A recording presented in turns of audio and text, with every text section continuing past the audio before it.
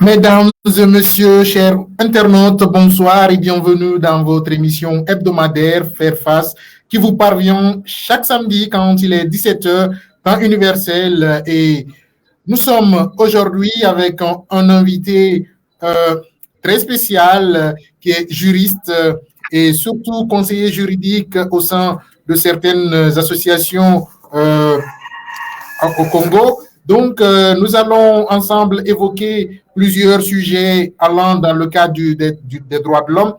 Mais bien avant de rentrer dans le vif du sujet, nous avons notre rubrique, la rubrique défouloir de Top Chrono. C'est pour bientôt.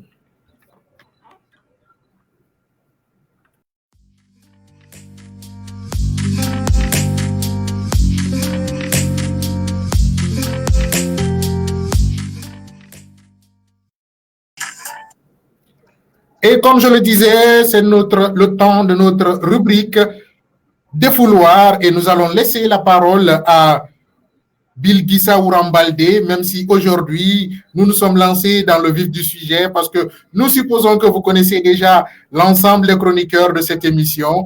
Bill, dites-nous un peu qu'est-ce qui vous choque ou qu'est-ce qui vous a choqué au courant de cette semaine. Ok, bonsoir à tout le monde, bonsoir à l'équipe et bonsoir à nos chers auditeurs qui nous suivent un peu partout dans le monde.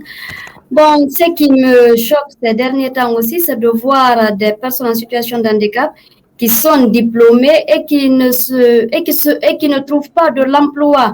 Ça me choque vraiment parce que même la dernière fois, j'ai été à l'action sociale, j'ai rencontré pas mal de personnes qui sont à la quête de l'emploi. Donc, c'est une situation vraiment très critique. Il faut le dire, Omar. Merci beaucoup. C'était le coup de gueule de Bill dans le défouloir. Nous allons également laisser la parole à Bella qui va également s'exprimer. Bien, Bella n'a pas aujourd'hui de coup de gueule à lancer. Et peut-être que notre invité du nom de Matingen Ngues Patrick aura quelque chose à dire parce que nous savons que partout en Afrique, ça va mal et vous avez certainement un coup de cœur à lancer aujourd'hui. Merci pour la parole et surtout merci beaucoup pour l'invitation.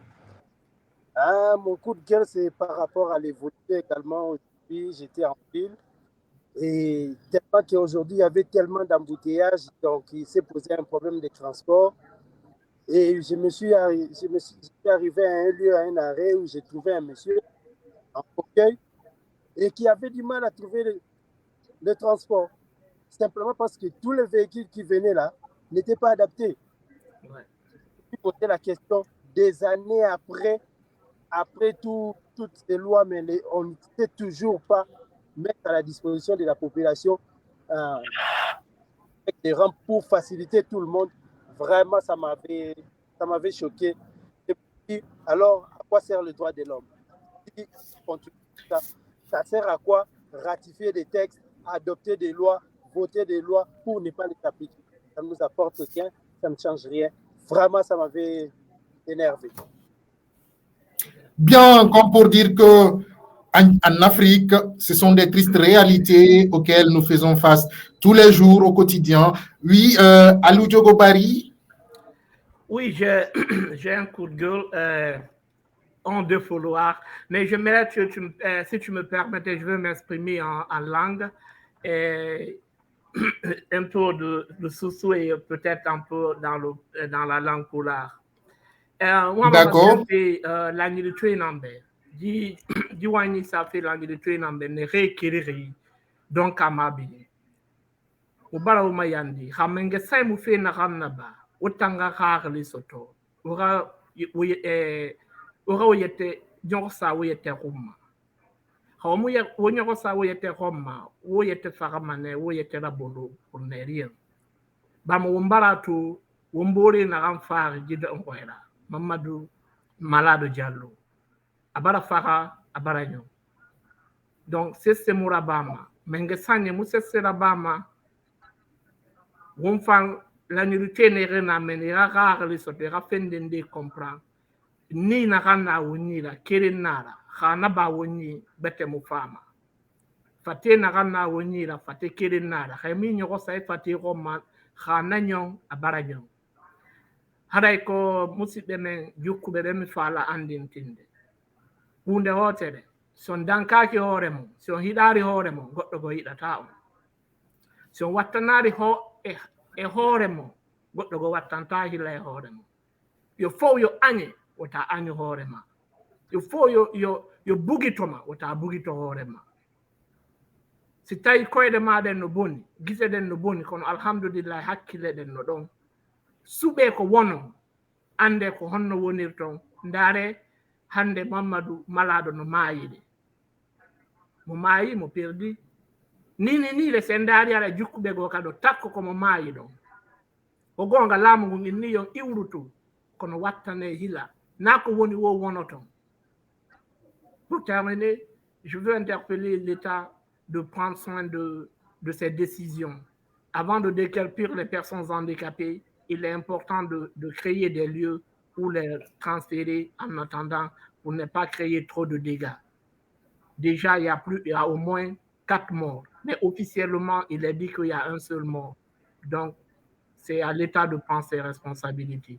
Merci, c'était mon défaut. Merci beaucoup. Et moi, d'emboîter sur tes pas, c'est triste, c'est vraiment méchant de la part de ceux qui doivent nous protéger, de ceux qui doivent prendre soin des personnes handicapées, qu'ils essaient de déguerpir des personnes en situation de handicap au point de les abandonner jusqu'à ce que certaines personnes se fassent décapiter par des trains. C'est triste, il n'y a pas de mots pour qualifier cela et toutes nos condoléances à la famille. Aujourd'hui, franchement, j'aimerais dire à l'État que la population guinéenne ne se limite pas qu'aux personnes valides. Nous pouvons aussi apporter, ces personnes handicapées également peuvent apporter.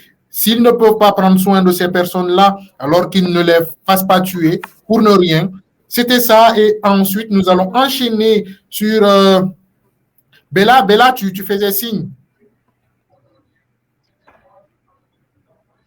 Tu veux te défouler, Bella, ou quoi? Bella, tu faisais signe de la main. Tu as quelque chose à dire? Non, c'est bon. Ok, Omar, si tu me permets, je vais juste rajouter un petit mot. Vous savez, ces personnes en situation de handicap, ce qu'ils se font, c'est surtout, ils se disent que tant que l'État ne leur donne pas où rester, ils vont rester à la rue. Comme l'a dit M. Barry, il faut vraiment qu'ils prennent conscience et qu'ils prennent soin d'eux. D'accord, il faut qu'ils prennent soin d'eux-mêmes. Nous allons entamer notre émission du jour, comme je le disais. Nous allons parler droits de l'homme, droits de personnes handicapées. Nous allons le faire et nous allons le faire avec un spécialiste en la matière. Vous le voyez à l'écran, c'est notre invité du jour et il nous vient du Congo. C'est M. Matengue Ngues Patrick. Bienvenue et merci d'avoir répondu à notre émission, à notre invitation. Merci, c'est à moi de vous remercier. D'accord. Et aujourd'hui, nous voulons te poser la première question, de savoir pourquoi est-ce que la Déclaration universelle des droits de l'homme, est-ce que cette déclaration est considérée comme une éthique d'indépendance ou d'objectivité? Est-ce qu'aujourd'hui, la Déclaration universelle des droits de l'homme devrait être considérée comme c'est-à-dire, je sais pas, comme une éthique d'indépendance ou bien d'objectivité, selon vous? Selon moi, la Déclaration des droits de l'homme, lorsque vous lisez le préambule de la déclaration, vous allez voir qu'il y a des objectifs qui ont été jusqu'à aujourd'hui pose des... Donc, moi, je considère ça comme des objectifs. Il y a des objectifs qui sont là, qui sont bien pris dans la déclaration, que les États doivent atteindre.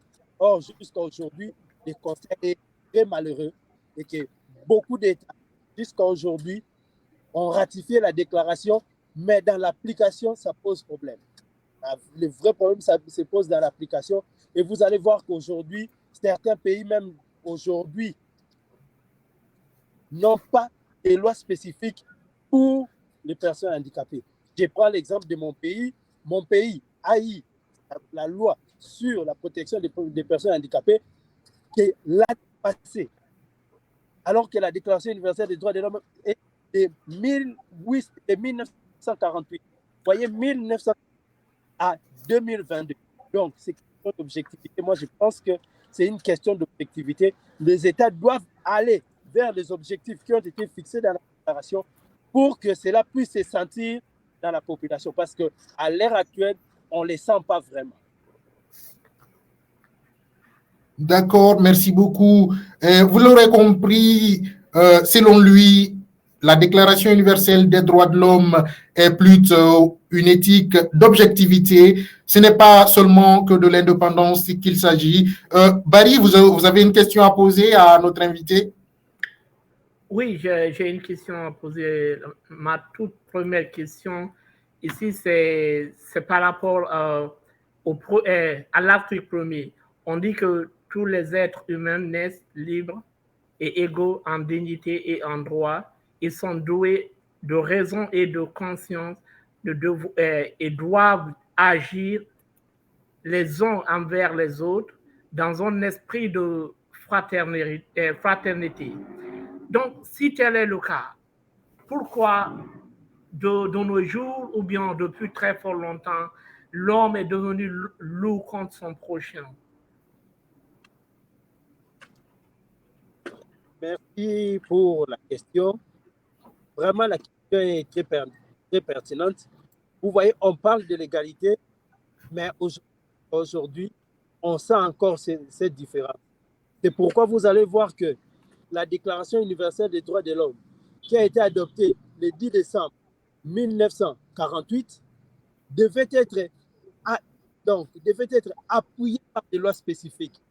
Oui. Parce qu'on peut constater que malgré l'existence, malgré cette Déclaration universelle des droits de l'homme, il n'y avait la question de l'égalité se posait encore.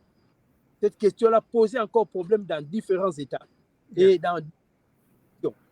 notamment entre les populations, notamment les populations qu'on considère donc populations marginalisées. Adopter certaines d'autres conventions spécifiques pour venir appuyer la Déclaration universelle des droits de l'homme. C'est pourquoi vous allez voir que des années après, vers les années 2006, on va adopter la Convention universelle sur les droits des personnes handicapées. La Déclaration universelle des droits de l'homme, à elle seule, ne permettait pas de résoudre tous les problèmes. Ne permettait pas les problèmes, notamment de la discrimination dont souffrent certaines catégories de personnes, dont les handicapés. Donc, il fallait amener une loi ou une convention internationale spécifique qui va traiter uniquement de la question des personnes handicapées pour essayer de résoudre, d'essayer de diminuer cette question de discrimination qui s'est posée avec acuité.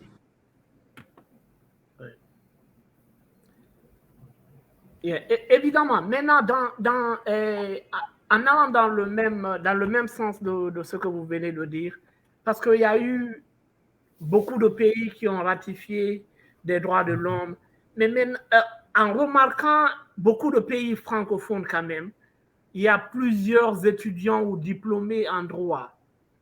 Et qu'est-ce qui est le vrai problème de respecter ces lois? Parce que nous avons, dans les pays francophones, nous avons plus de juristes, beaucoup d'économistes, mais c'est les domaines où il y a plus de problèmes. L'économie et le droit. Et pourtant, quand on regarde les diplômes ou bien les diplômés, on a juste beaucoup de diplômés dans ces facultés. Qu'est-ce qu'il faut réellement faire? Où est le problème réellement? Merci pour cette question. Le vrai problème, c'est la politique des États. C'est ça le vrai problème. Le vrai problème, c'est la politique des États. Donc, vous allez sentir que dans certains États, notamment dans des États africains, dans des pays africains, les droits, la loi, les droits est pris en otage par la politique. C'est-à-dire, les dirigeants politiques ont une grande influence sur les droits. Et la conséquence, c'est quoi? Les lois qui sont adoptées ont du mal à être appliquées, surtout lorsque ça ne rencontre pas l'assentiment des hommes politiques. Lorsqu'une loi n'est pas à leur avantage, ils ne peuvent pas appliquer ça. Donc, cette influence de la politique dans le droit, dans la loi, dans la justice, a bloqué l'exécution, notamment de la Convention universelle des droits de l'homme et la Convention sur les droits des personnes handicapées. C'est-à-dire, cette influence politique, l'influence du pouvoir politique dans les droits, l'influence du pouvoir politique dans la justice a bloqué l'exécution. Vous allez voir que dans nos pays, les lois qui sont appliquées, ce sont des lois qui sont à l'avantage des dirigeants. Lorsque un traité ne rencontre pas l'assentiment des dirigeants politiques, là, vous pouvez crier, vous pouvez monter et descendre, ils ne vont pas l'appliquer. Je prends l'exemple de mon pays. Mon pays a ratifié la Déclaration universelle des droits de l'homme. Mon pays a ratifié la Convention internationale sur le droit des personnes handicapées de 2006. Mais vous voyez qu'en 2022, c'est en 2022 que l'État va mettre en place une loi. Vous voyez, simplement parce qu'ils ne trouvaient pas leur intérêt dedans. Et aujourd'hui, comme ils ont senti que la population des personnes handicapées, notamment dans mon pays, ont augmenté, vu les guerres répétitives dans le pays, ça a augmenté le nombre de personnes handicapées. Or, ces personnes-là sont des votants. Donc, pour les attirer, maintenant, il faut adopter la loi, c'est-à-dire leur montrer qu'ils sont avec eux. Parce qu'ils voient leur intérêt dans l'électorat. C'est ça. Donc, l'influence de la politique dans les droits, dans la justice, a bloqué, et c'est ce qui nous bloque jusqu'à aujourd'hui. Ce qui fait qu'on ne sait pas appliquer vraiment des lois, ce qui fait que la discrimination continue encore. Donc, le combat à mener, c'est la politique à quitter les droits, à quitter la justice, à laisser les droits fonctionner, à laisser la justice fonctionner librement. Justement, selon vous, aujourd'hui, quelle serait la méthode adéquate pour pouvoir vraiment chasser ces gens-là qui utilisent aujourd'hui les handicapés comme un élément, je ne sais pas, comme un truc électoral, au fait? Parce que vous dites que chez vous, la loi, ce n'est qu'en 2022 qu'il y a spécifiquement une loi locale qui s'intéresse aux personnes handicapées. Et selon vous, qu'est-ce que les personnes handicapées au pays doivent faire pour ne pas se faire utiliser?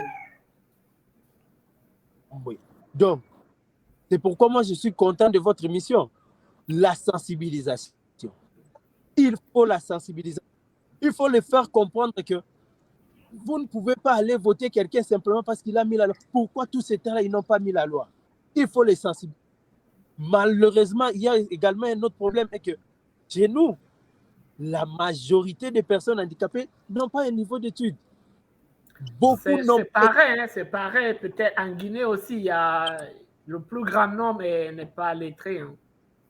Donc, il faut aller dans la sensibilisation, c'est-à-dire utiliser même les langues locales pour sensibiliser, pour qu'ils sachent que les élections sont les moyens par lesquels vous pouvez manifester votre droit. Vous pouvez booster, vous pouvez changer des choses. Donc, il faut pour que ces personnes prennent conscience et pour que les choses puissent changer. D'accord. Bella, allez-y, vous avez une question? Non, pas pour le moment parce que j'étais sortie de la ligne, je ne l'ai pas trop suivi. D'accord, on va alors passer directement la main à Bill. Bill va vous poser une question. Ok, Monsieur Patrick, étant ce brillant juriste que vous êtes dans votre pays, est-ce que vous avez proposé des personnes pour adhérer dans votre gouvernement, puisque dans vos explications, vous avez dit il y a des lois qui doivent être votées, mais à cause de l'influence des partis politiques ou peut-être du gouvernement, ces lois ne sont pas applicables. Maintenant, par exemple, vous qui êtes un juriste brillant et qui a tout ce bagage intellectuel, est-ce que vous avez prévu une alternative pour peut-être créer une association ou peut-être être dans le gouvernement pour au moins faire valoir les droits des personnes handicapées? l'alternative qu'on a trouvé, c'est d'abord, parce que lorsqu'on faisait des revendications, les politiques évoquaient, ils disent, mais ils ne sont pas membres des partis politiques. Comment vous voulez qu'ils deviennent des ministres? Parce que pour devenir ministre, il faut être membre des partis politiques. Mais les personnes handicapées ne sont pas membres des partis politiques. Comment vous voulez qu'ils deviennent? Donc, c'est là qu'on était obligé de les sensibiliser, de les pousser dans des partis politiques pour essayer de booster les choses à partir des partis, comme ils utilisaient ça, les partis politiques, comme argument. Donc, il fallait passer par les partis politiques. Et je peux vous informer que c'est en 2019 que chez nous, on a créé un ministère spécifique pour les personnes handicapées. Et la personne qui gère ça, c'est également une personne handicapée, c'est une avocate, Maître Iri. Elle qui est... Ça, c'est à applaudir. Félicitations. Toutes nos félicitations à vous. Également, nous voulons aujourd'hui...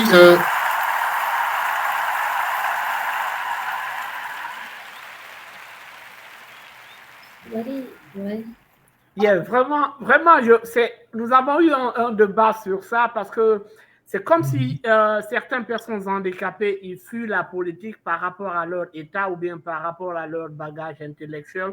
Mais dire aux handicapés de s'impliquer en politique, c'est important parce que tu peux apporter, parce que tu peux être à un niveau où tu peux décider quelque part. Parce que nous constatons qu'à un moment donné, ils décident, parce que tout ce qui est décidé à ton absence peut être contre toi. C'est ce qui, c'est là, il y a une raison, une preuve palpable sous nos yeux. Le partage de l'Afrique. Si tu vois une partie d'un pays dans un autre pays, c'est parce que l'Afrique a été divisée et partagée à Berlin à l'insu des Africains. Donc, c'est un peu comme ça. Si les handicapés ne se font pas représenter dans les parlements, dans les prises de décision, ça devient très difficile que nous ayons, que beaucoup de choses changent dans la vie des personnes handicapées. Oumar, si tu me permets. Oui, Bill, vas-y. Bella, vas-y. Bon, c'est par rapport au point que M. Patrick a touché sur la participation des personnes en situation de handicap dans la politique. Justement, nous sommes là, nous dénonçons, nous demandons que nos droits soient respectés. Nous demandons que nous soyons dans des postes de responsabilité, que nous soyons des décideurs. Et si nous ne nous mettons pas dans la politique, on ne peut pas occuper ces postes. Voilà l'importance de s'impliquer dans la lutte, de s'impliquer dans la politique et pour pouvoir être devant. Et je voudrais, par rapport à ça, poser une question à M. Patrick. C'est sur comment est-ce qu'il faut, parce que nous savons tous qu'il vient de le dire, que les personnes en situation de handicap, la majorité, je crois que c'est dans tous les pays, surtout les pays sous-développés, les pays africains, la majeure partie des personnes en situation de handicap sont des personnes analphabètes. C'est la minorité qui sont allées à l'école. Je voudrais savoir quelle approche de solution nous pouvons avoir, parce que je crois que là, nous avons les mêmes problèmes. Vu que nous sommes tous dans des pays africains, nous avons presque les mêmes réalités. Ce qui pourra être solution chez vous là-bas au Congo peut aussi être pareil chez nous ici. Et ma question est de savoir quelle approche de solution nous pouvons faire pour pouvoir pousser nous, les personnes en situation de handicap, d'intégrer la politique, et comment est-ce qu'ils feront pour y arriver, parce qu'il y a des limites, il y a des barrières, il y a des barrières qui sont là. Il faut forcément être fort pour pouvoir dépasser ces barrières. Quelle approche de solution vous pouvez nous donner qui pourront nous aider? D'accord. Merci pour la question. Vous savez, l'adhésion d'abord dans un parti politique, c'est un acte unilatéral, c'est-à-dire c'est une décision d'une personne lui-même d'adhérer dans un parti politique. Et les partis politiques ne vous ferment pas la porte à l'adhésion. Donc, il faut d'abord adhérer et commencer à mener le combat à l'intérieur. Parce que lorsque vous menez un combat en étant à l'extérieur, on a du mal à entendre votre voix. Je donne un exemple. Moi, je dis aux gens, je dis, vous ne pouvez pas amener la société à comprendre la question des personnes handicapées si vous ne les intégrez pas dans les associations de personnes handicapées, parce qu'elles ne sont pas informées. Ils ne savent pas. Il faut les intégrer dans vos associations pour qu'ils s'imprègnent, pour qu'ils comprennent certaines réalités. Mais lorsque vous, les organisations de personnes handicapées, vous vous enfermez qu'entre vous, les gens se disent quoi? Ils disent, ah, ça, c'est pas notre question, ça, c'est la question des personnes handicapées. C'est-à-dire, ils vous laissent, ils disent, ah, ça, c'est pas notre question, c'est leur question. Mais lorsque vous les intégrez dans vos associations, dans vos groupes, ils sont membres, ils participent dans des réunions, ils écoutent ce que vous dites, ils entendent vos difficultés. Et à leur tour, vous commencez à les répercuter également. Ils disent, ah, j'ai été dans telle réunion, écoutez ce que j'ai entendu. J'étais dans telle réunion, voilà ce que... C'est-à-dire, il faut d'abord commencer. Le premier acte, il faut d'abord intégrer les partis politiques. Faites-vous des membres des partis politiques. Et commencez maintenant à sein des partis politiques. C'est en fonction de ce que vous réalisez comme activité qui va vous propulser à aller dans des postes. Parce qu'on regarde également ce que vous vous donnez au sein du parti politique. Lorsque vous arrivez dans un parti politique et qu'on sent que votre présence apporte beaucoup dans les partis est obligé.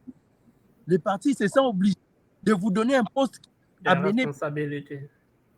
Donc, il faut commencer d'abord à adhérer. Plutôt que mener des combats à l'extérieur, moi je dis un combat mené en dehors de nos partis politiques, vraiment, vous aurez du mal. Yeah. Parce que les gens dans les partis politiques, leurs oreilles sont bouchées, ils n'entendent que ce qui est dit dans le parti politique. Or, vous, ce que vous dites derrière, eux, ils se disent, ça ne me concerne pas. Ce qui les concerne, c'est ce qui est dit là.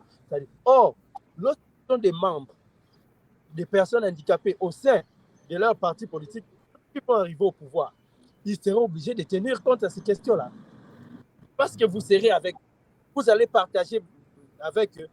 Et à ce moment-là, eux également vont comprendre. Et lorsque vous serez au pouvoir, ça va faciliter certaines choses.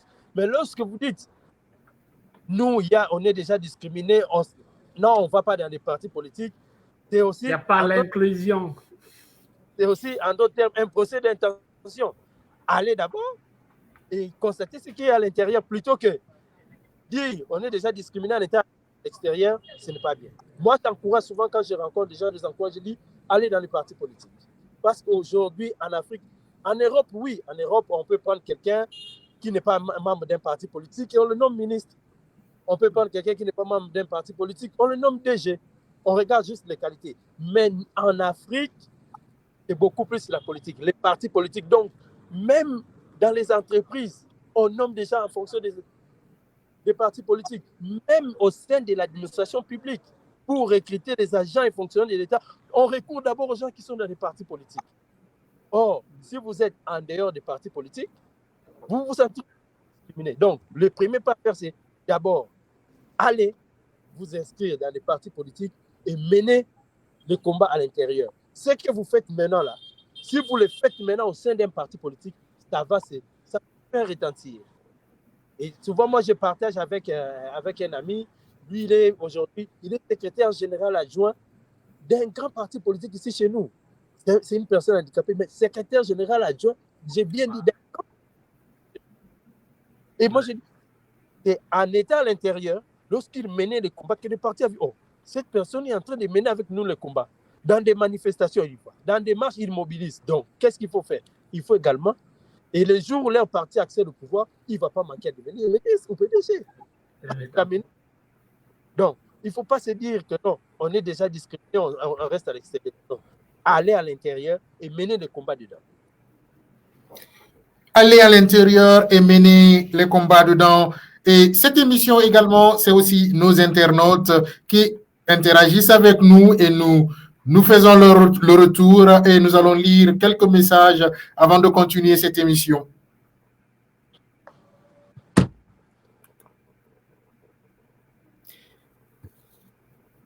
On a Baldé Balawo qui Babalao Ramadan qui nous dit ceci, et ça c'est le cas dans tous les pays africains. On continue avec d'autres internautes qui nous dit Kadiatou Silla, notre fidèle auditrice ou internaute qui nous dit très bonne émission à vous. Merci beaucoup à toi également, ma grande.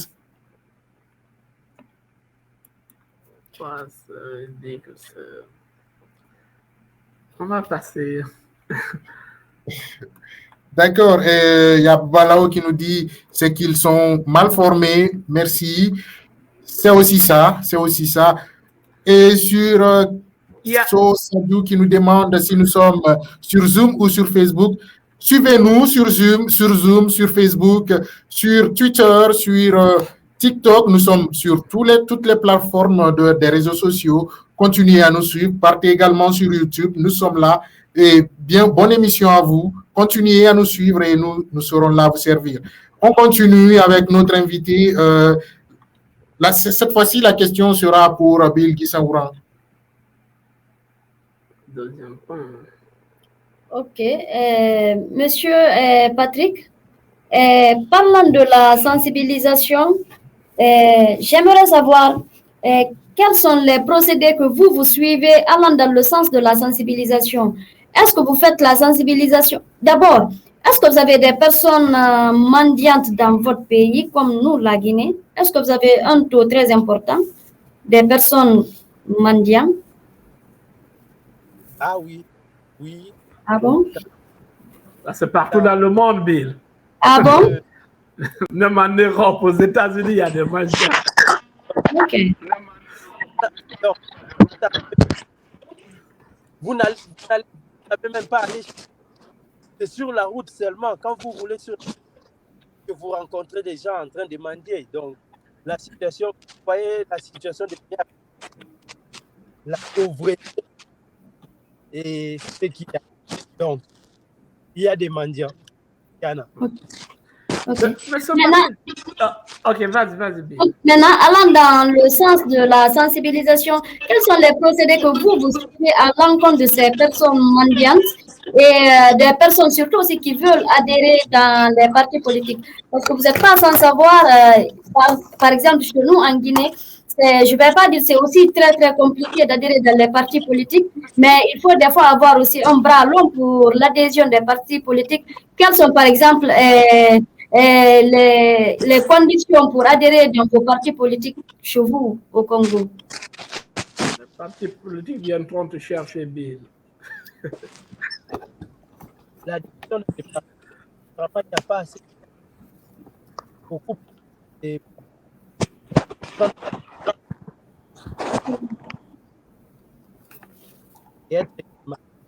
c'est-à-dire être quand vous pouvez adhérer. Le réseau bègue. Oui, nous avons un peu de mal à vous recevoir. Mais je veux dire une chose, je veux un peu essayer d'aider Bill sur ce point. Je pense que l'adhésion dans les partis politiques est très simple. Tu n'as pas besoin de bras longs parce que tu peux être militant, tu peux être sympathisant, tu peux être militant. Maintenant, l'adhésion, elle est très simple. Si tu as 18 ans, parce que c'est la première règle, parce que les partis veulent des personnes qui doivent voter. Donc, c'est en République de Guinée et dans plusieurs pays, c'est à partir de 18 ans. À partir de 18 ans, donc, tu es qualifié. Mais le plus important, ce n'est pas comment adhérer. Le plus important, c'est de connaître, moi, je pense, le programme du parti dont tu veux adhérer. Parce que si tu ne connais pas le programme, tu vas chionner dans les différents partis qui ne vont pas... Par fini, tu deviens, comme on appelle en Guinée souvent, un prostitué politique, quoi, ou bien une prostituée politique. Donc, tu vas chionner de parti en parti et ça ne va pas arranger. Le plus important, même c'est pour cela, comme M. Patrick disait, il est important de communiquer dans nos langues, même pour les partis politiques, de communiquer leur programme politique dans nos langues, parce qu'il y a des personnes aussi qui ne sont pas lettrées, qui sont analphabètes, mais ils vont comprendre quel est leur combat. C'est pas dire seulement je suis de ce parti, je suis le président, mais expliquer réellement le programme. Là, ça va pousser beaucoup de personnes à adhérer dans leur parti. Je fais pas de pub pour les politiciens quand même.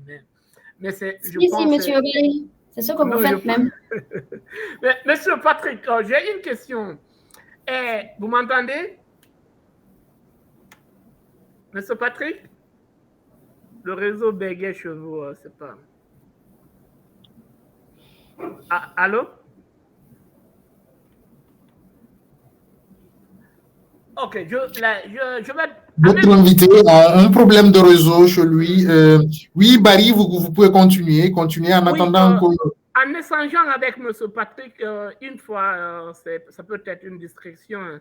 Il disait que c'est important que les personnes handicapées, les personnes valides, les personnes handicapées acceptent les personnes handicapées dans leurs associations, dans leurs ONG, et qu'il est important que les personnes valides sachent que la personne handicapée ne sera jamais... D'accord, on a notre invité, vous pouvez lui poser votre question. Voilà, monsieur Patrick, vous nous recevez? Oui, je vous écoute. Okay, je disais, lors de notre conversation, lorsqu'on échangeait, il y a une partie qui a attiré mon attention où vous avez parlé de la collaboration entre les handicapés et les personnes valides, soit disant que les personnes handicapées doivent comprendre d'accepter les personnes valides dans leurs associations et ONG. Et les personnes valides doivent comprendre une chose qui est claire, les personnes handicapées ne seront plus handicapées parce qu'ils sont déjà handicapés. Et les personnes valides pourront être handicapées à tout moment, même si c'est à travers l'âge. Quel est le message que vous voulez réellement donner dans ce, comment dirais-je? Dans cette phrase, au fait. Dans cette phrase ou bien dans cette affirmation. Vous pouvez répéter, je ne vous ai pas bien suivi, je n'ai pas bien la question. Je disais, vous avez dit que les personnes handicapées ne seront plus handicapées, car ils sont déjà handicapés.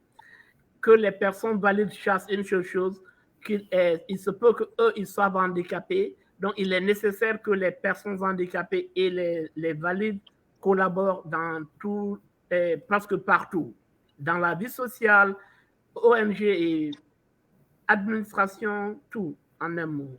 Quel est le message que vous voulez transmettre dans ce sens, à travers cette affirmation? Dans cette affirmation, c'est un constat que j'avais fait. Les constats étaient lesquels? Le combat que les personnes mènent. Donc, à un moment, je constatais comme si les personnes valides ne s'intéressaient pas à ces combats-là. C'est-à-dire, quand on parlait de la question des droits des personnes handicapées, vous sentez que les valides considéraient ça comme c'est pas leur question, c'est pas leur problème. C'est là que l'idée, cette phrase-là m'est venue. Je voulais faire comprendre que le combat que les personnes handicapées sont en train de mener aujourd'hui, vous êtes valide, vous dites que ça ne concerne pas, mais l'handicap peut vous atteindre. Or, ne deviendra plus handicapé. Mais la personne valide peut devenir handicapée parce que nous circulons dans des voitures, sur des routes, des accidents peuvent arriver. Même si c'est à travers l'âge quand même. La guerre, par exemple, nous, à l'est de notre pays, la guerre, c'est à tout moment. Et tout le monde le sait que la guerre, c'est le plus grand producteur de personnes handicapées. Ouais. Donc, parce qu'il y a des mines qui vont dans des champs et piétinent des mines.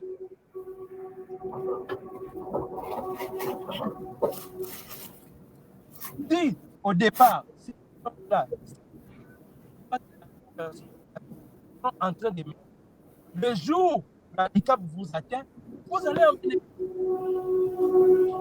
D'accord, mais Patrick, moi j'ai une question à vous poser parce que je n'arrive pas à comprendre pourquoi est-ce que le droit des personnes handicapées à la vie politique se limiterait seulement qu'à adhérer à un parti politique alors que ce sont des citoyens libres Congolais, comme tout être humain ou comme toute la population congolaise vivant au Congo, ces personnes handicapées ont les mêmes droits.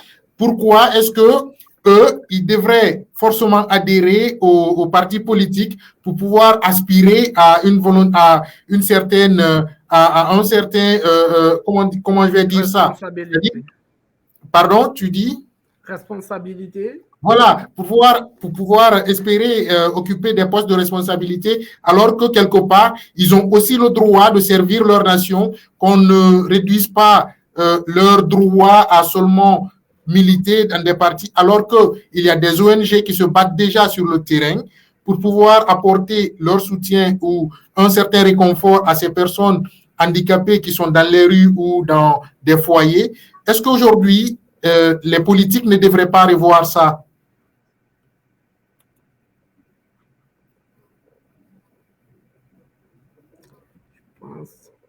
Le réseau.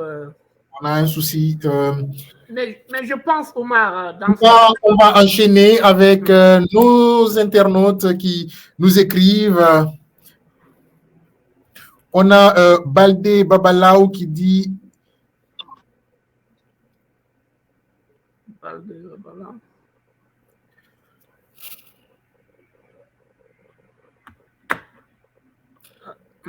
Je vais l'acheter.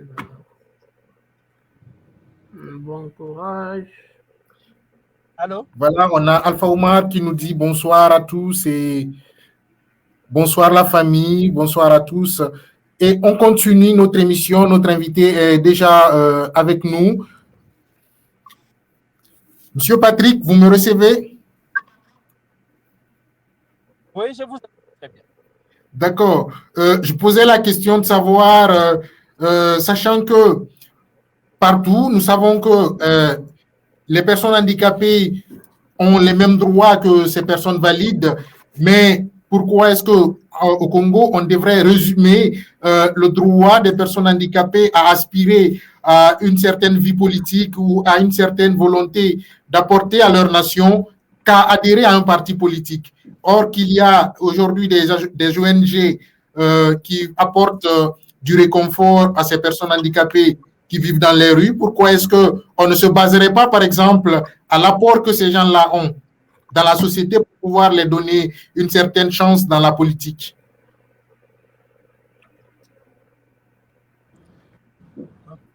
Si ils doivent aller dans le parti, nous n'avons qu'à regarder l'évolution. Le combat que les ONG ont mené jusqu'à aujourd'hui, on sent le pouvoir est beaucoup plus dans des partis politiques, dans la politique. C'est-à-dire, il y a l'influence de la politique dans tout ce qu'on fait. Il y a l'influence de la politique. Donc, on sent que pour bien mener le combat, il faut aller à l'intérieur également des partis politiques pour faire entendre la voix. Parce que vous manifestez, vous faites des déclarations, mais vous sentez que les autorités ne répondent pas. Mais lorsque la jeunesse d'un parti politique manifeste, vous sentez l'autorité directement, il prend une décision. On constate qu'ils prennent beaucoup plus la valeur les déclarations faites par les membres de leur parti politique que les déclarations faites par les ONG. D'où la question. Techniquement, c'est l'un des moyens, Omar, si je comprends, c'est l'un des moyens pour accéder au lieu de décision. C'est l'un des moyens même les plus sûrs, c'est ce qu'il veut dire. C'est l'un des moyens les plus sûrs. Parce que nous avons plein d'associations, plein d'ONG qui sont pas... En quelque sorte, c'est comme si au Congo, avoir milité au compte d'une ONG. Congo, il ne faut pas personnaliser ça, Omar. Je pense que ça, c'est partout. Non, en fait, je ne personnalise pas. Mais je me dis aujourd'hui qu'en République de Guinée, par exemple, en allant sur l'exemple réel d'ici, nous avons aujourd'hui des gens qui sont plus proches, par exemple, du ministère de l'action, du ministère chargé des personnes vulnérables, qui sont plus proches, qui militent dans des ONG, même si aujourd'hui certains commencent à avoir des aspirations politiques, elles ne sont pas forcément obligées d'adhérer, par exemple, à des partis politiques. Ils peuvent créer des partis politiques pour pouvoir évoluer, mais à l'entendre, c'est comme si il fallait forcément adhérer à un parti politique et que les personnes en situation de handicap... Je pense qu'il veut parler, c'est un moyen, mais si nous prenons en Guinée, le problème en Guinée, c'est parce que les personnes handicapées ne sont pas trop impliquées en politique. Sinon, regardons les régimes passés. Nous prenons le régime de fin dont le président appelait gouvernement de récompense. C'est parce qu'ils ont lutté avec lui pendant des années. Ils ont fait un combat pour lui. Il les a récompensés par des postes. Est-ce que tu vois? Donc, s'il y avait un handicapé ou bien des handicapés qui ont lutté auprès de lui ou bien tout, ils pouvaient avoir des postes. Par exemple, tout de suite, c'est que l'autre fois, on faisait le débat ici avec l'un de nos invités qui disait qu'il est nécessaire que les personnes handicapées regardent vers la politique, même s'il faut avoir des représentants auprès de communes, des conseils communaux. Est-ce que tu vois? Donc, tout ça, c'est pour une manière de faciliter parce que à partir de là, tu peux être indépendant. Tu te présentes. Ce n'est pas forcément que tu sois dans un parti pour te présenter, pour être responsable à la mairie ou bien conseiller communal. Tu vois, donc c'est l'un des moyens ou bien une facilité, moi, je pense. Mais quand même, ce qui est clair, en Afrique, la politique, elle est devant. Elle est devant tout. C'est elle qui déchire, c'est elle qui court, c'est elle qui gâte l'avenir des jeunes. Bon, moi, je voudrais aussi... Vas-y, Bella. Ok, vas-y. Non, vas-y. Vas-y, Bill. Après, Non, vas-y. Il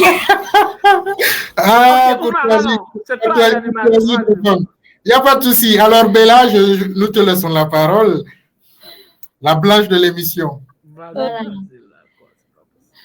D'accord. Parlant de cette question, la question que tu as posée à M. Patrick, je vais apporter un peu mon analyse là-dessus. Il n'y a pas de souci, continue, vas-y. Oui. Je disais que cela n'est pas forcément obligatoire pour les personnes en situation de handicap d'adhérer les partis politiques pour accéder à des postes de responsabilité, mais nous savons tous que la politique, elle est beaucoup plus influente. C'est quand tu es dedans, tu as beaucoup plus d'influence, comme l'a dit les précédents qui ont parlé sur la question.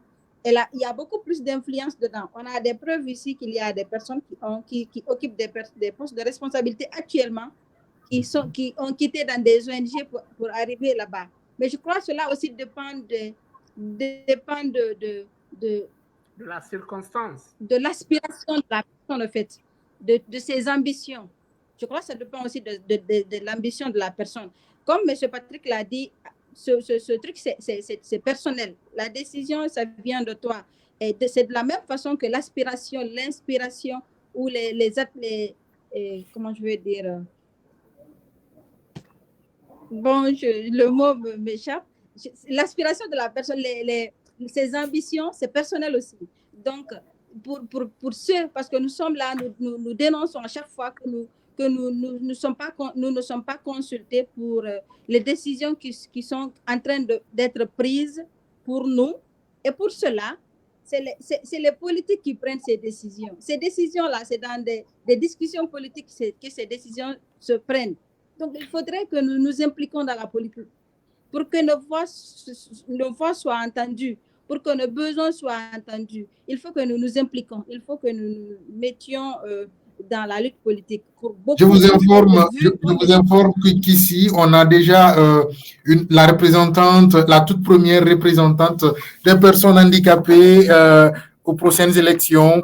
Nous allons aller avec nos auditeurs.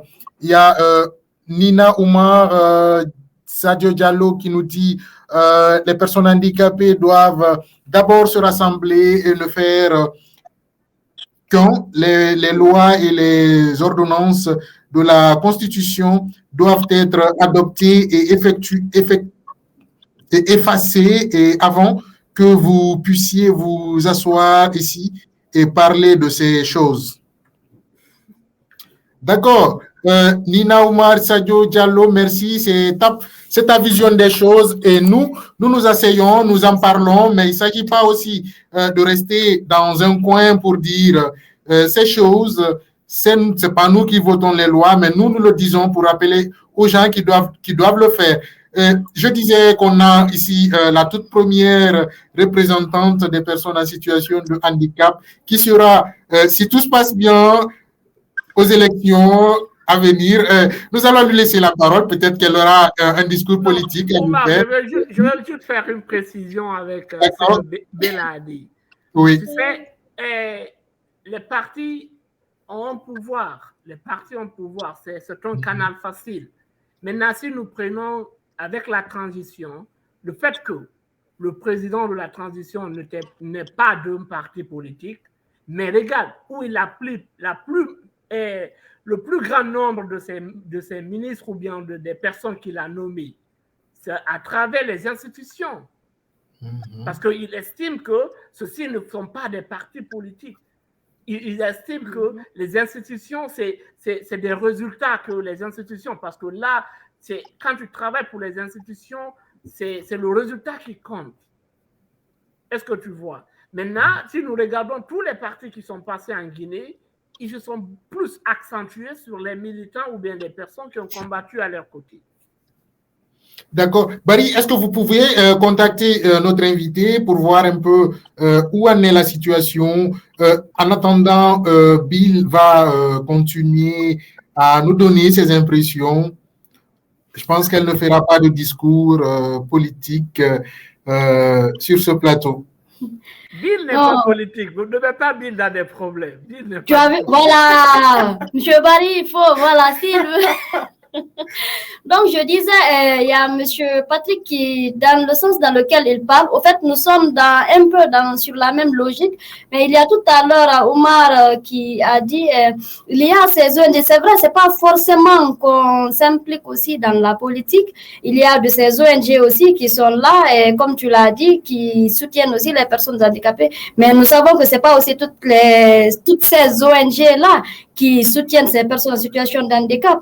Et allant dans le sens de ce que monsieur Patrick vient de dire, au fait, avec la politique, il y a beaucoup plus d'assurance. Moi, c'est ce que j'ai compris. C'est là-bas, il y a beaucoup plus d'influence. Voilà. Parce que si, étant des personnes en situation de handicap, si nous ne mêlons pas un peu aussi de la danse, c'est difficile que les personnes, comment je peux appeler ça, les personnes valides, voilà, les valides aussi prennent il y a tellement de problèmes dans le monde qu'ils ne peuvent pas aussi tout gérer. Donc, je pense que c'est aussi une bonne initiative que les personnes en situation de handicap qui sont vraiment des intellectuels, qu'ils sachent aussi s'impliquer dans la politique pour pouvoir au moins nous aider, pour pouvoir parler des droits des personnes en situation de handicap. C'est aussi un combat commun, mais je pense que ce qu'il a dit, c'est vrai. D'accord, notre invité la politique surtout, la politique, c'est le moyen le plus sûr pour nous faire entendre. C'est ce que je comprends et c'est accéder à des prises de décision parce que les voilà. gens ne donnent jamais cela. Parce que comme on le dit, la loi est plus forte, donc tu es dedans, forcément ta voix sera... Notre invité est parmi nous. Bienvenue, Patrick. Et nous voulions vous poser cette question, mais malheureusement, le réseau ne nous a pas permis. Aujourd'hui, vous parliez des récentes lois votées chez vous. Est-ce que ces lois, qu'est-ce que ces lois disent au sujet de la protection des personnes handicapées?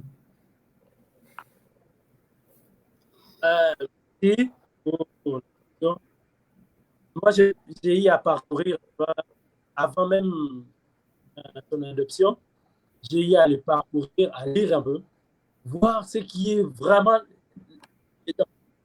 Et grande a été ma décision. Lorsque j'ai lu la loi, vraiment, personnellement, j'étais déçu. Déçu pourquoi? Déçu parce que la loi... Il y a une question pour monsieur. Patrick. Ok, on a une de nos internautes qui vous pose cette question. Cette question est à vous, Monsieur Patrick. Dites-nous, qu'est-ce que la loi portant promotion et protection des personnes handicapées a pu changer dans la vie quotidienne des personnes handicapées du côté du Congo? Voilà pourquoi. Vous m'écoutez? Oui, oui. Allez-y.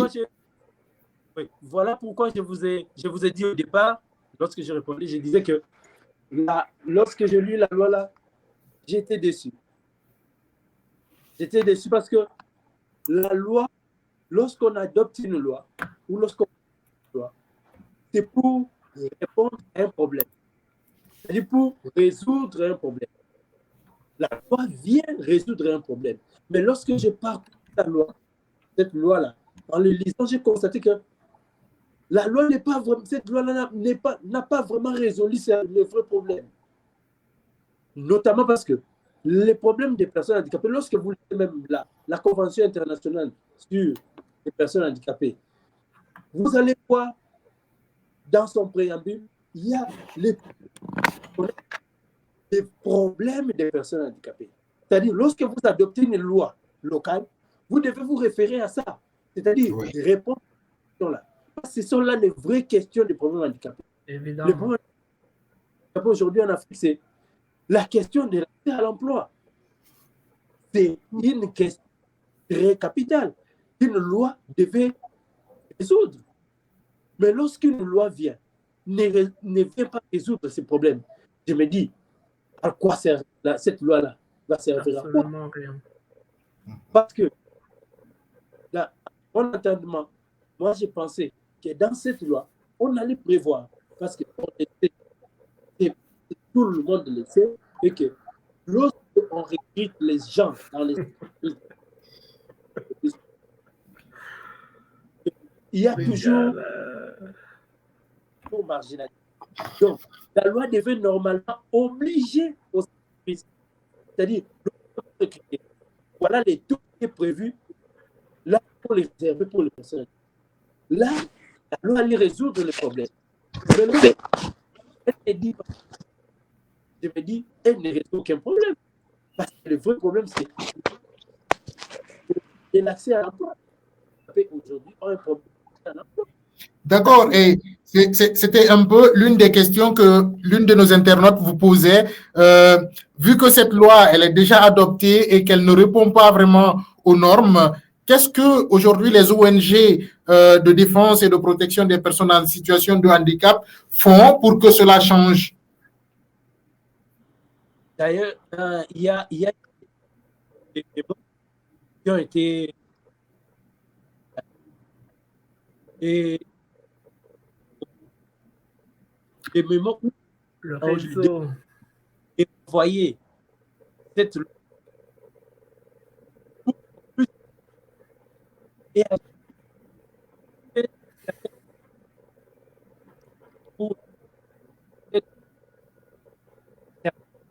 Monsieur Patrick, sortez et revenez. On va voir, peut-être le réseau va... Ça bug, on comprend. Continuez, on va voir. Donc les ONG ont écrit, notamment au président, pour leur de reprendre dans la loi, essayer de corriger et d'ajouter certaines choses. Parce que on a le problème de l'accessibilité dans des bâtiments.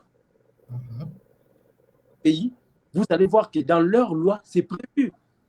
Lorsque vous construisez un immeuble à plus de niveau, la loi vous oblige à mettre des rampes, à mettre l'ascenseur, oui, pour faciliter l'accès aux personnes handicapées. Oui. Pourquoi on ne peut pas insérer ça? Parce que la question de l'accessibilité au bâtiment handicapé. Je vais peut-être dire, lorsqu'on a créé les ministères pour les personnes, là où on a fait là où ce n'était pas possible Lui-même n'était pas possible. Wow. Au ministre d'entrer au bureau. Donc, on a été obligé. Et déjà la question là. Alors, face à cette question, et mettre ça en application. Parce que vous savez, le constructeur, lorsqu'il n'y a pas des contraintes, il fait ce qu'il veut. Il construit comme il veut. Alors que lorsqu'on construit un bâtiment, c'est pour le public, c'est pour tout le monde. Et le valide et le public. Alors, comment vous allez construire un bâtiment? Ça,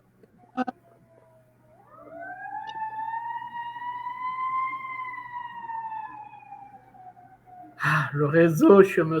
Patrick. Oui, on a un grand souci de réseau Mais chez notre invité. Omar, parlant de ce bâtiment, il se peut que le bâtiment soit loué pour en faire un ministère, ou bien est-ce que c'est un bâtiment qui a été construit exactement pour que ça soit un ministère? Parce que là aussi, il faut poser des questions, parce que nous savons en Guinée, ils louent certains bâtiments pour en faire, ou bien des immeubles pour en faire un ministère.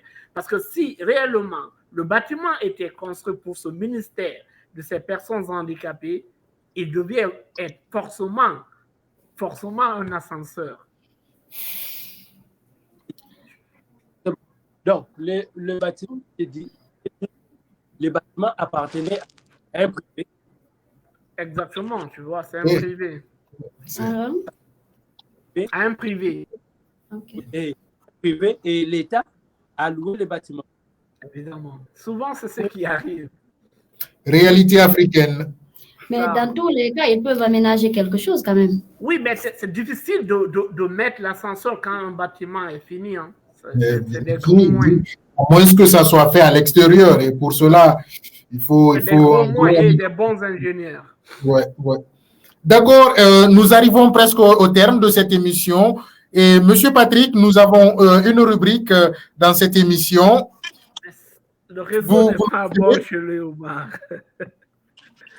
C'est difficile que les gens se comprennent.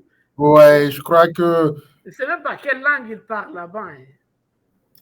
il parle du Lingala. Lingala et Peut-être Omar va entendre le Lingala. Tu vas nous traduire ce qu'il va dire. Et je comprends très bien le Lingala. Vous serez étonné. étonné dans l'émission. C'est courant en Afrique. Hein? Évidemment. Oui. D'accord. Monsieur Patrick, vous nous recevez Vous nous recevez? Oui, je vous reçois très bien. D'accord. Et je disais... Avant que ce rubrique le passe, j'aimerais qu'ils nous parlent un peu de leur association Handicap Zéro. Un peu, même si c'est en 2 minutes avant qu'ils ne passent à ce rubrique, s'il te plaît.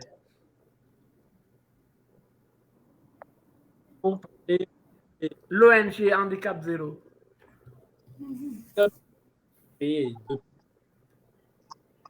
Ah, le réseau. S'il pouvait au moins écrire un message. Je pense que la voiture c'était mieux que l'intérieur. Oui. On me recevait carrément. Nous avons un sérieux souci de réseau avec notre invité. Nous aurions bien aimé pouvoir continuer cette émission avec lui. Mais bon, on a des experts en langue ici. Nous allons finalement terminer cette émission en langue nationale guinéenne, bien sûr, avec nos chroniqueurs. Vous serez étonnés du talent linguistique local de certaines personnes ici, notamment, j'espère que déjà, vous avez vu un peu nos techniciens se défouler en langue. Oui, il y a Patrick qui nous revient. Vous nous recevez? Oui, je vous reçois très bien. OK, d'accord. Vous pouvez, comme le disait Alou, Diogo, vous pouvez un peu nous parler de votre ONG Handicap Zéro? Oui, Handicap Zéro a été créé en 2003. Et à l'époque de la création, moi, je n'étais pas membre parce que moi, j'habitais une autre ville. Handicap Zéro, c'était d'abord fonctionné d'abord. Moi, j'étais dans une autre ville à Lubumbashi. Et quand je suis arrivé à Kinshasa, c'est là que j'ai été intéressé. Et Ils m'ont dit non, et comme tu as fait les droits, comme tu es avocat, tu devrais être conseiller juridique. Donc, c'est une organisation pour la défense des droits des personnes handicapées. Et beaucoup plus, vraiment, nous, on tient beaucoup plus de l'information parce qu'on dit l'information est très capitale. Parce que le vrai problème, c'est aussi l'information. Les gens. Donc, il faut beaucoup plus sur l'information. On se dit, misons beaucoup plus sur l'information. Échanger avec les gens, des conférences, des débats, pour permettre de comprendre certaines réalités. Parce que lorsque vous parlez avec certaines personnes, parce que avant d'adhérer à l'organisation, j'avais une autre idée. C'est-à-dire, j'entendais certaines choses que les gens racontaient dans la rue. Mais quand j'ai adhéré dans l'association et que j'entendais maintenant eux-mêmes m'expliquer, j'ai compris certaines choses et je me suis dit, alors, cette discrimination nous sert à quoi? Parce que j'ai rencontré des super intelligents. J'ai rencontré des gens avec un courage que souvent j'ai l'habitude de dire aux gens, j'ai dit aux membres de la CRT, je me suis toujours posé la question, si j'étais, est-ce que j'allais vraiment étudier comme vous l'avez fait? Ce courage-là, face à une société hostile, mais vous avez le courage d'étudier, définir. Je me dis, mais ce courage-là, il faut enseigner ça dans notre société. Il faut enseigner ça aux enfants. Il faut avoir le courage. Parce que beaucoup de personnes n'ont pas le courage là. Et je leur dis, le courage que vous avez à étudier face à une... Avec le courage d'étudier et finir, ça c'est... Il n'y a pas un courage plus. Donc, c'est être également. Parce que les personnes valides n'ont pas ce courage-là, je vous le dis. N'ont pas ce courage. Donc, il y a des choses que les gens seulement, mais ils n'ont pas. Moi, j'ai des gens super intelligents. C'est-à-dire, quand tu parles avec des oh, vous savez. Mais,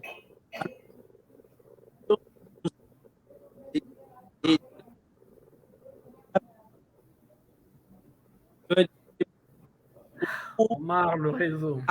D'accord, on a un grave souci de réseau avec vous, Monsieur Patrick. On aurait tellement aimé que vous passiez votre message également en lingala. J'espère que je ne me trompe pas sur la langue de communication au Congo. Exact. D'accord. Maintenant, vous avez maximum 3 minutes pour passer votre message dans votre langue pour que votre message puisse passer aussi chez vos confrères congolais.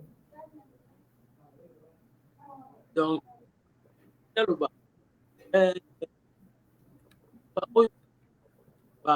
le réseau là n'est pas possible. Ouais, certainement, c'est nous qui ne le recevons pas, mais c'est compliqué. Certainement, il va nous faire une petite vidéo, il va nous envoyer quand nous allons. D'accord, on va faire ça. Monsieur Patrick, vous allez nous faire une vidéo, maximum 2 minutes ou 1 minute, où vous passez votre message en lingala et nous allons nous faire le plaisir de le poster sur la page. D'accord, je vais le faire. Merci. D'accord. Surtout, merci d'avoir répondu à notre invitation. C'était vraiment gentil de votre part et nous espérons compter sur vous pour pouvoir communiquer, être en contact avec le Congo.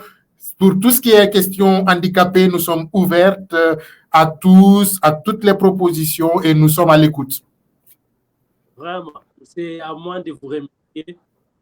Un grand merci. Un grand merci à toute l'équipe. Vraiment, je vois, c'est une équipe super. Et merci beaucoup. Et le studio est là pour vous, pour toute communication. N'hésitez pas. d'envoyer même le président, le porte-parole de l'association, nous allons le recevoir. Oui, oui. Je vais leur faire les liens. Merci beaucoup. Merci beaucoup, Monsieur Patrick, et nous espérons vous revoir très bientôt, Inch'Allah. Ok. Merci, à la prochaine. Le direct est coupé, non? D'accord. Le direct continue. Donc, on continue. Et comme je le disais, vous allez voir en quelques minutes le talent linguistique de Bilguissa Ourambalde qui va nous passer un message en langue surtout de Fria. Waouh! Vous n'allez pas imaginer, mais je sais qu'elle peut et elle va le faire. Ok. Cher auditeur, mbara wonu walisa gi émission waga émission nara woma émission nara woma page nara gi page sari wontan lanyulu to nambe anun nere biring nagam biring no ma woma lide lanyira to tum khamara de wom biring voilà donc wolam ma wofa wonga wombelaga so wombore ira wonga fe kerem fala wonga way wontagi wonga fe nyere kimatu parce que lanyira to ga problème biringa problème nara o bara comprendre donc wolam ma wogi vidéo mato mo ga page wo abonné wo partager wo fangbe nara wo mbiri ma bangira voilà donc à très bientôt. D'accord, vous l'aurez compris, du studio Ombringa Banginara, le disait Bilguissa Ourambalde. C'était un plaisir de vous servir. Et Inch'Allah. Pas Inch'Allah d'abord, à Malinké. D'accord, sauf que là, c'est un gros problème. Mais on va essayer. Dans une autre langue. Si elle aussi peut parler pas seulement en poulard, elle a aussi une autre langue. Et parle le soussou aussi, elle peut parler dans une autre langue. Ok, Bella, voilà. Fais-nous le plaisir de passer un bon message dans une langue qui n'est pas le soussou, qui n'est pas le poulard. Pas le malinké. Pas le malinké. Oui, okay. Oui. D'accord. C'est une langue de signe ou quoi? On t'entend pas, Bella. Ouais, apparemment, on a... Le réseau. On t'entend pas du tout, Bella. D'accord. Badin Slama, Moussoni Chel, Ambral, Foli, Anna, Foli, Brakama, Aligné, Kabem, page même, Handicap Entertainment Studio, Albessian suivi là, sous Anitele, Anne Barala Ligne, Ambe Langrito. Page me yan Langrito Ligne, il est Namra Lidi, Nyafouye Nidi, Bobo Lidi, Dagbananto Lidi, Abel Langrito.